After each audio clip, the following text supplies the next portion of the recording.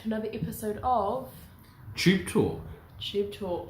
Wonderful to have you back as a guest interviewer, Sophie. It's been a while. It has been a while. It's great to be back, Albert. Thank you for having me. Glad you could fill us in between your busy social. Yes, so busy. Kate will be back very soon, don't worry. Next week. However, for now you're stuck with me, so let's get into it. Starting last week, we had two winners. The first was Stardome, who won at Newcastle on Thursday. Yeah, fresh up in Australia. Good win over a mile. To be fresh enough, be fit enough, I should say, to win over a mile was excellent. Great ride, Brenton Avdallah, and he's on his way to the Queensland Derby. Exciting 7-year-old horse. That's awesome. And we also had Sir Pippin, who ran at Caulfield on Saturday. Yeah, one of our imports. He was a 24,000 guineas buy, so he wasn't expensive. He's had 2 starts in Australia now for 2 wins. He won at Caulfield over a mile, $125,000 race. And the exciting thing is, his wins in the UK have been over 2,400. So he's just only going to get better and better as he gets over more ground. Very exciting. And this week we've got quite the chunky week, because I think we counted 13 runners. Chunky week. Chunky. Is it chunky? 13's a lucky number over the weekend. Let's get into it. Well, there's a lot to get through, so let's do it.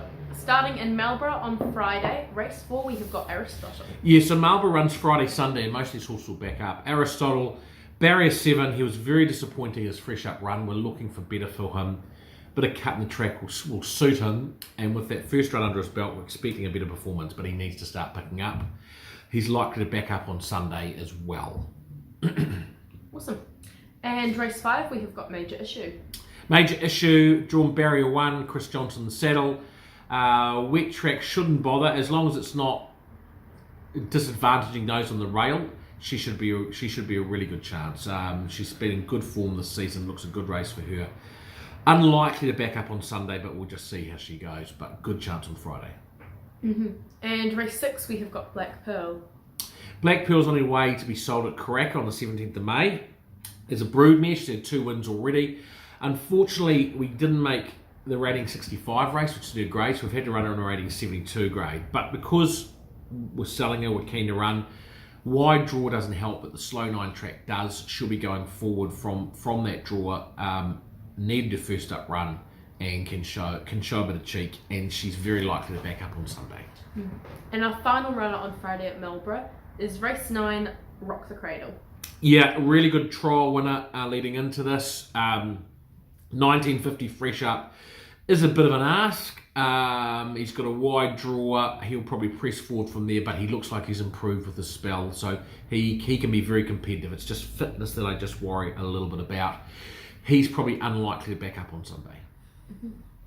And on Saturday at Te Rapa in race 5, we've got Rip 'em Up. Your very good fresh up run. She's a horse that's run out of her grade a lot. She drops back to maiden grade, although it is a $20,000 maiden, so it's a good field. Lovely barrier draw of 6, suits her well. Sam Spratt in the saddle, definite winning chance. And in race 6, we have got Has a Halo. Has a Halo, dropping back from Group 1 last start. Her previous start she should have won. She's still looking for a gap. She was just a touch flat last start. We expected her to go well. So we're dropping her back in grade to rating 82. She's got a nice barrier draw of 6.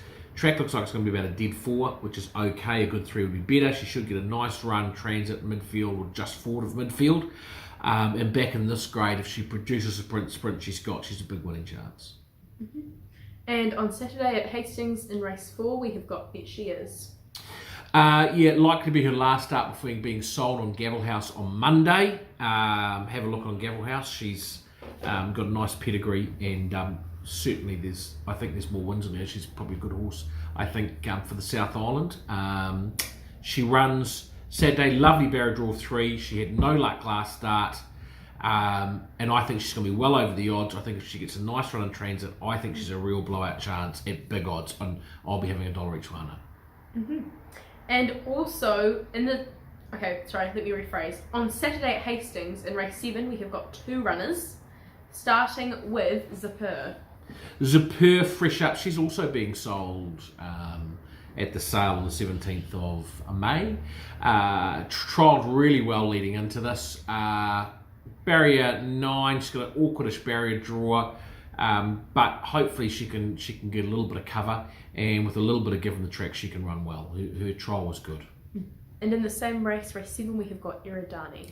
Iridani, scratching ahead of her last start, we thought she'd be very hard to beat, and she trailed and then showed nothing. She's got barrier 1 again. She's raced very well at Hastings in the past. Her track work's been good, and certainly on ability and the way she's working, she can turn her form around pretty quickly from last start. And in race 8, also Saturday at Hastings, we've got 2 runners in the same race, and we'll start with the Raposa Repeater. Yeah, he's had a really good preparation.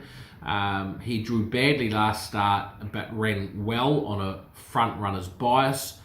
Good barrier draw, good jockeying in Chris Johnson. He's won at Hastings before, and he's a good chance. And in the same race, we've got Campari. Yeah, that's right. Campari, fresh up from Australia. She ran 5th at her last start. It was a really good run. She was trapped wide the trip. She's got a nicer draw this time. Rosie Myers in the saddle. She should be able to slot in and get a bit of cover, and should be very hard to beat. And on Saturday at Hawkesbury in race 1, we have got Rakik.